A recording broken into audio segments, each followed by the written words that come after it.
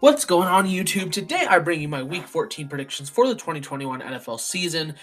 Last week was not a good week. It was my worst of the season, actually. I went 6-8 on predictions. We still have a great record at 120 and 73-1, but we are going to look to improve that this week. I'm still looking to get that 2-1 ratio. So starting off with our Thursday night football game, I was going to say third for some reason, we have the Steelers in Minnesota. Minnesota coming off of a very, very disappointing loss against the Lions, obviously, and the Steelers coming off of by the tip of their chins. We got the Steelers, fresh off a win against the Ravens, which was a good win for them. That was a win that they definitely could have used, and realistically, they should be 5-6-1. Pretty likely the Ravens win that game if they simply just kick the extra point. I mean, let's not act like Justin Tucker would have missed it. Steelers in a lucky spot right now, and I'm going to take them here on Thursday night. The Vikings, that was an embarrassing loss, and I think it really emphasized the fact that Mike Zimmer should be fired. He's not a head coach, and they've got a great offense, but their offensive line still just really sucks, and their defense is struggling especially with consistency, but just in general.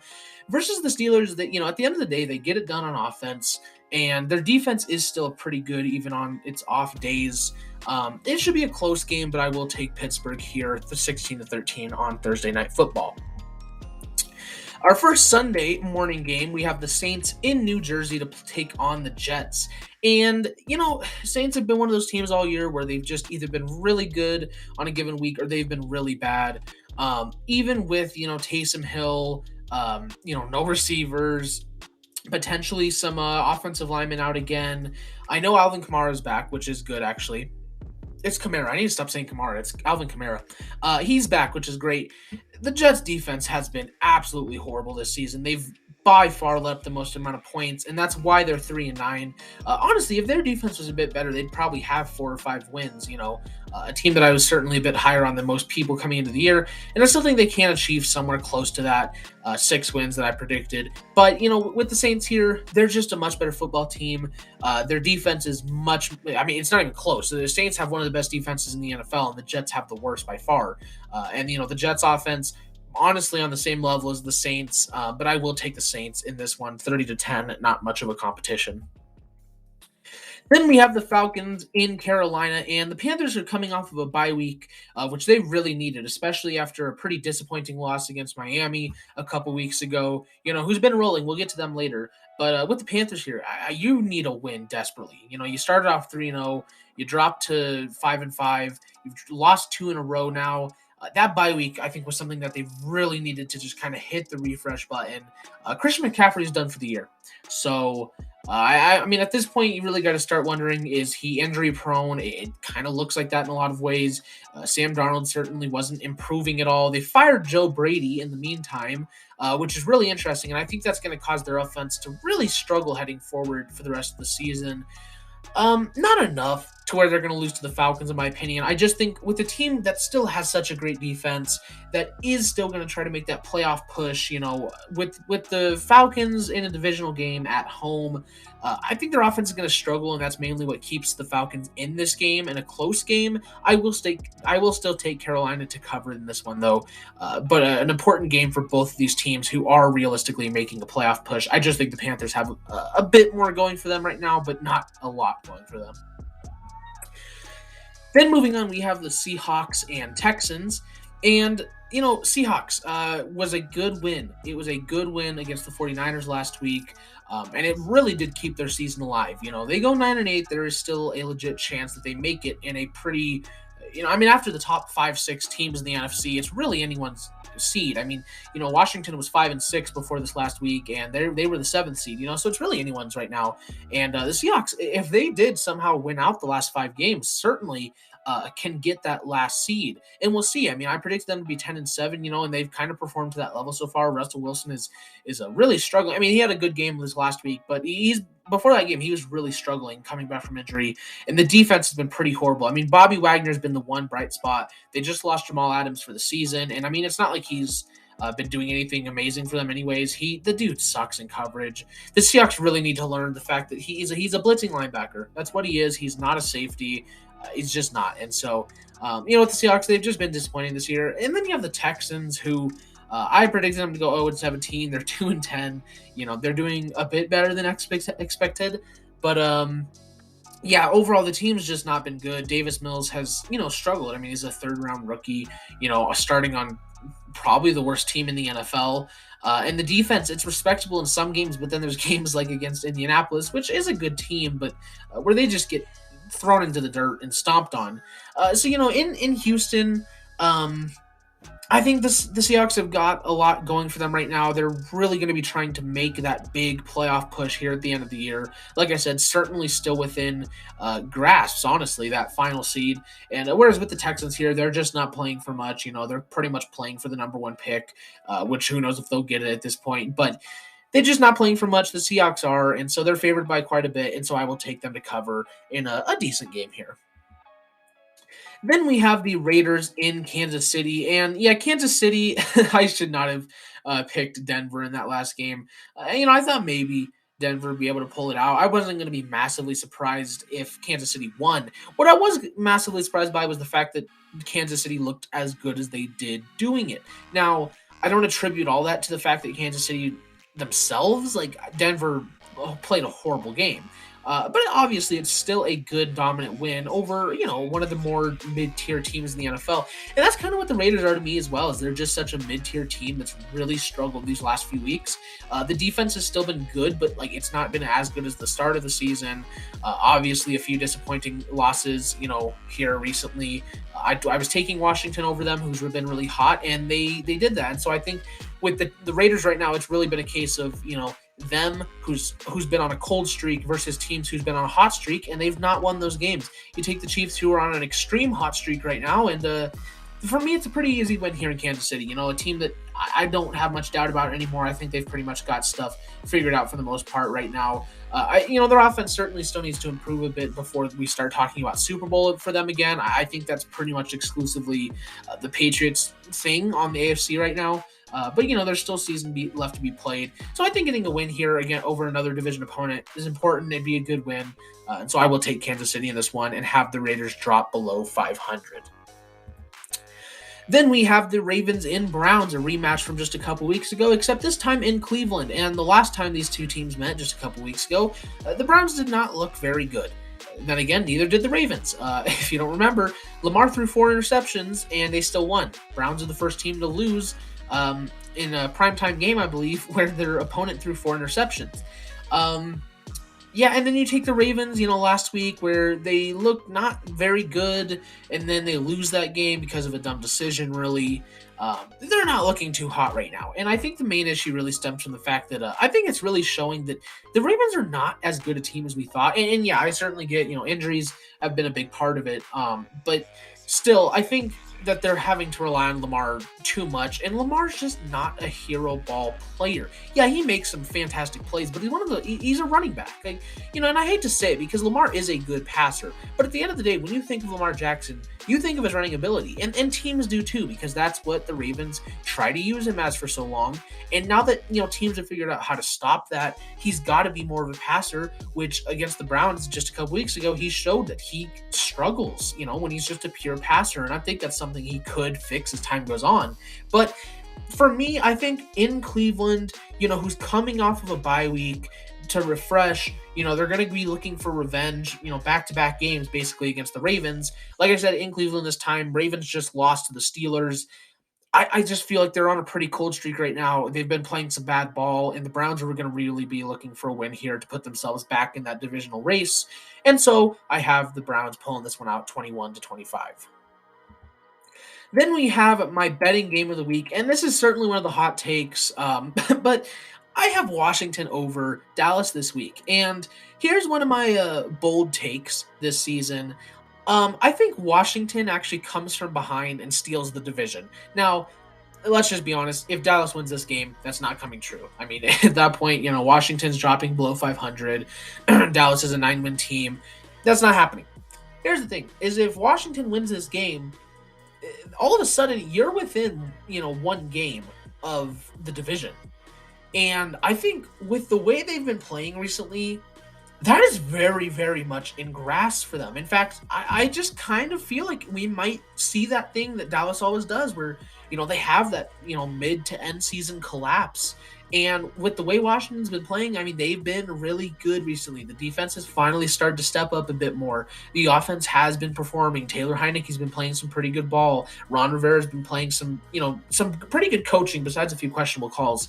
And so I think maybe it's more of a case of Dallas shooting themselves in the foot in this one, but I'm going to take Washington in this one, and with the prediction that from behind, Washington ends up coming in at 11-6, like I predicted, and Dallas only ends up winning like 10 games. I'm going to predict a collapse for Dallas, and I have Washington winning this game.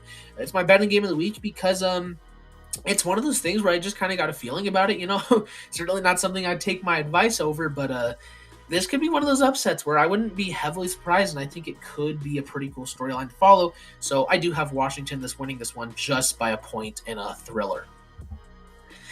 Then we have the Jaguars in Tennessee, and I got a pretty good win here for the Titans. I mean, you're coming off of losses versus the Texans and the Patriots, before the bye week. Not very good losses. So now that you're facing another bad team here with the Jaguars, you can't let that happen again. I think you got to come in here and reestablish yourselves as the true division leaders. The Colts are right on their tails right now. The Colts are 7-6, so they're pretty close within that division. So you really got to be careful. And I think getting a win over the Jaguars division game in Tennessee, it's important for the Titans here.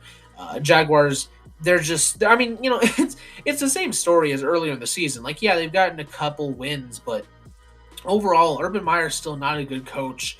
Trevor Lawrence has still definitely struggled in his rookie season. I think there's still plenty of good things to come for the Jaguars in the future, but I will take Tennessee in this game. Then we have the Giants in the Chargers for our first Sunday afternoon game, and Chargers are favored by quite a bit here. This is one of those games where I'd potentially be on the lookout for an upset. I didn't decide to quite make it my betting game of the week because even though that is a nice payout, I don't see New York winning this game. It's just one of those games where I'd be aware of a potential upset. It just feels a bit more likely to me. Chargers offense looked great last week, but the defense has really started to struggle recently, and especially if you look at a couple weeks ago against Denver, just a very inconsistent team. And so when you have the Giants, that's a team that on those good days they can be a really good football team. Could potentially be one of those days. That's why again I say look for a potential upset, but I do still have the Chargers winning this one. Just the better team. Offense should have a good day against the Giants, who have just struggled on defense this year. And I got the Giants losing to the Chargers in a not a very evenly matched game, but like I've been saying, watch out for an upset. Then we have Detroit in Denver, and I really want to take Detroit here. Honestly, after picking Denver last week, having some high hopes about them, potentially making a run, it's just it's pretty sad to be honest. The way that they got beat, Teddy Bridgewater. I mean, he's just too inconsistent because, this is probably going to be a game where Denver, at home, they play a great game. They look really dominant. They beat the Lions. Yay. I mean, it's just going to be like the first 3 weeks, Teddy Bridgewater's probably going to look great after looking garbage last week. And it's going to be one of those games. And then they play the Bengals next week, who knows what they'll bring. But with the Broncos, I mean, they've just been shifting so constantly in and out of 500, above, below. They go back above 500 after this week. Probably again, I want to take Detroit just because I'm sick of Denver this season. And Detroit getting your first win, great. I mean, that was basically your Super Bowl and you won it. So nice job. Congrats with your one win on the season. So yeah, I enjoy 116-1, or 115-1 actually. But yeah, I mean, I want to take Detroit. I'm going to take Denver.